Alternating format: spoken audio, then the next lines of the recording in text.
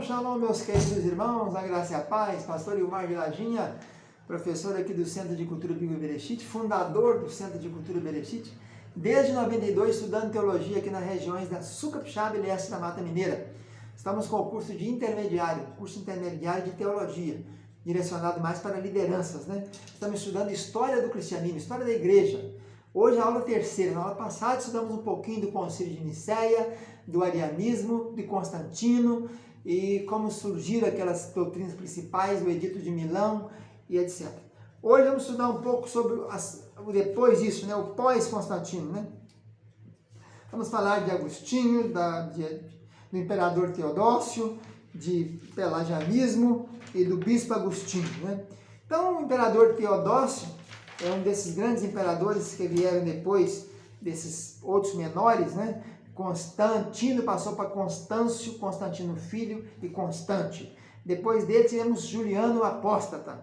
Depois veio Joviano. Depois de Joviano, que foi o primeiro governador do Império Romano verdadeiramente cristão, mas seu reinado foi curto.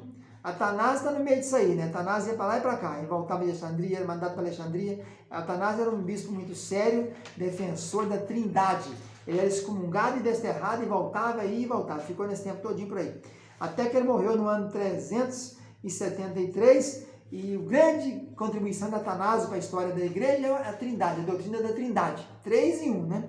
Que ele era combatido por isso e sempre combateu o arianismo. O arianismo, o que é? É aquela seita que defende que Jesus não era Deus, era só homem. Então, depois de Joviano, que é o primeiro imperador completamente cristão, que dominou por apenas 8 meses, nós temos então Valenciano e Valente. Depois desses dois aí, morre Atanásio, aí sobe ao trono Graciano, que depois sucedeu a Salesiano, e nós então encontramos agora Teodósio. Como surge Teodósio? No tempo do imperador Graciano, que era sobrinho, né, do imperador Valente, ele ficou como o único governador do império, só ficou ele. Mas ele se sentiu incapaz de suportar o peso da ansiedade inerente a essa nova responsabilidade. Então determinou investir com a prupa imperial Teodósio, um espanhol de nascimento nobre. Esse Teodósio era filho do general Teodósio, que tinha prestado bons serviços na Bretanha durante o reinado de Valenciano, reprimindo as incursões dos escoceses. E Graciano, que era o imperador, tinha confiança na sua energia e habilidade. E tinha razão, porque realmente Teodósio era um homem de grande piedade e boas qualidades. E o seu reinado durou perto de 16 anos, foi muito bom, foi um reinado de sabedoria e moderação. Apesar que ele tinha uma coisa assim, de vez em quando ele tinha umas quedas, né? E cometeu alguns atos negros e sangrentos, como o caso que aconteceu em Tessalônica, que devido à prisão de um homem muito estimado, tinha havido um tumulto lá e havia uma prisão de um homem muito estimado. Durante esse tumulto, o general Botênio e vários oficiais perderam a vida. Teodósio, cheio de indignação por ter matado o general dele, resolveu vingar e fez uma carnificina, matou o povo quase todo lá, perderam a vida mais ou menos 15 mil pessoas. E foi uma coisa terrível. E depois ele tentou penitenciar-se por esse crime, mas Ambrósio, que era o bispo, né, da igreja naquela época, não aceitou ele entrar na igreja. Foi uma confusão, demorou muito tempo, ele teve que se penitenciar, jejuar, ler a Bíblia, custou para que ele deixasse entrar na igreja. E despojando, tirou o manto de imperador dele e pôs o rosto dele no chão e ele orou as seguintes palavras do Salmo 119, 25: a minha alma está pegada ao pó, vivifica-me segundo a tua palavra. Então esse bispo Ambrósio fez o imperador Teodósio humilhar-se bastante por aquelas terrível morte que ele fez em Tessalônica, matando mais de 15 mil pessoas, né? E então esse Teodósio foi um grande disciplinador, era um homem muito severo, quando descobria erros ou crime dos outros, tinha um zelo muito grande, e então o imperador ficou impressionado, e daí por diante foi empregar o poder que Deus lhe dera para a supressão dos arianos. Ele foi um dos que combateu os arianos. Esse arianismo dominou o tempo todo de Constantino, mais de uns 200, 300 anos, essa doutrina mentirosa, protegida pela irmã de Constantino, chamada Constança, e depois por alguns que se levantavam e apoiavam, outros desterravam, e ficou ali, o Atanásio defendendo a igreja contra essa doutrina de Ário, né? E perdurou mais de uns 200, 300 anos aí, até surgir a heresia de Pelágio, que é a próxima, né?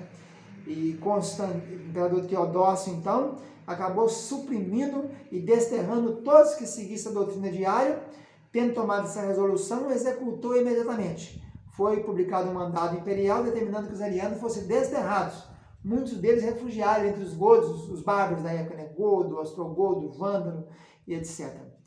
E nesse tempo, então, surge a heresia de Pelágio, que os fiéis tinham que combater, e entre eles apareceu esse chamado Pelágio, né? E tal modo que foi muito perniciosa. Esse frade chamado Pelágio, ele negou a corrupção total da raça humana pela transgressão do primeiro homem, ensinava que nós nascíamos em inocência. O crime de Adão, dizia ele, prejudicou somente Adão. Ele não acreditava no pecado original, né? Que passava no pecado, Adão pecou, nós todos pecamos. Ele não acreditava nisso. E aí ele fazia o quê? Ele chegava à conclusão que não havia necessidade da graça divina. Ele era contra a graça. O que é graça? Favor imerecido. Ele pregava que não havia graça. E levava a consciência do homem, a lei, ao mesmo nível do evangelho. E, segundo Pelágio, um homem podia ser salvo tanto pela lei como pelo evangelho. A queda do homem e a sua necessidade de novo nascimento eram tidas como imaginações piedosas. E aí apareceu o Agostinho. Quem era Agostinho? Bispo de Hipona. Esse homem, Agostinho, ele foi uma das luzes mais resplandecentes e que jamais brilharam na igreja. Ele descendia de uma família nobre, nasceu em Tegaste, uma aldeia da Numídia, no ano 364, e morreu no ano 430 da era cristã.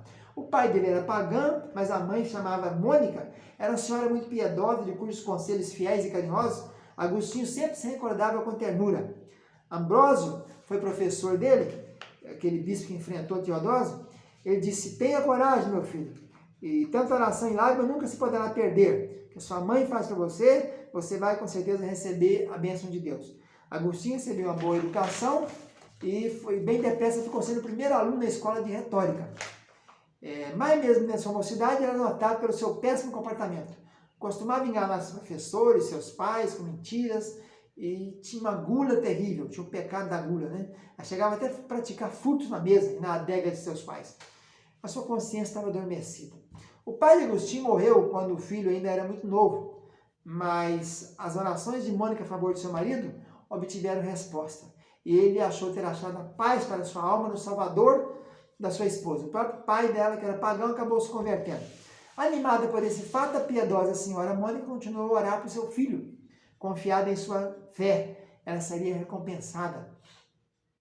Apesar da resposta à sua oração, parecia que tardava. 19 anos, desde os 19 até os 28 anos, foi Agostinho professor de retórica, depois de ser formado, né? Indo para Cartago, colônia na África. Durante esse período, foi imediatamente reconhecido como o melhor retórico da cidade. Mas o mau comportamento dele continuava.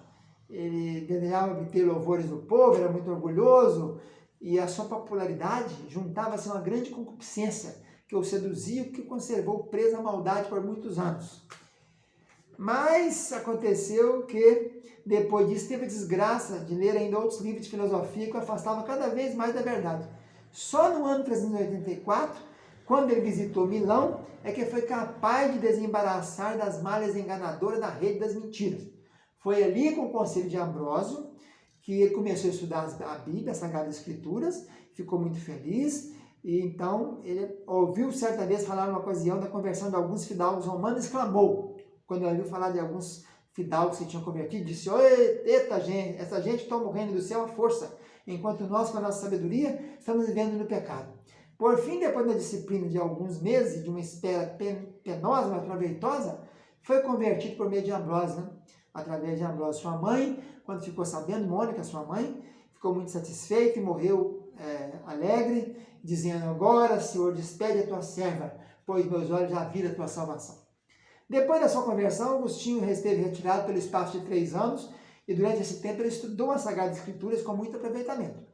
Quando tornou a aparecer em público, foi ordenado presbítero, e foi um pregador célebre na cidade de Fipo Rígio, onde alguns anos mais tarde foi elevado a bispo.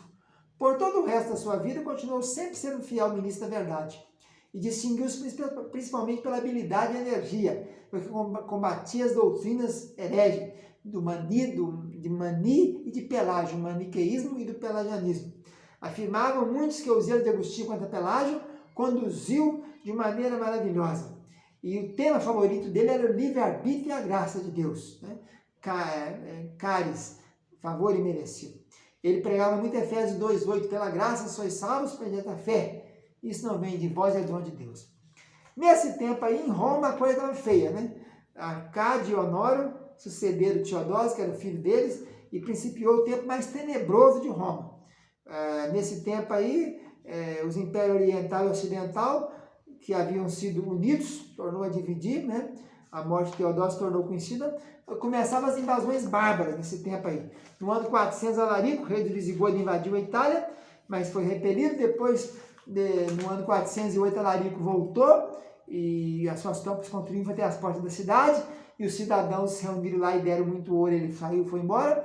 Em 451, Átila, rei dos Hunos, tendo devastado o país, a proporção que avançava, só concordou em deixar a cidade, depois dos grandes esforços que os romanos fizeram para persuadi-lo a isso.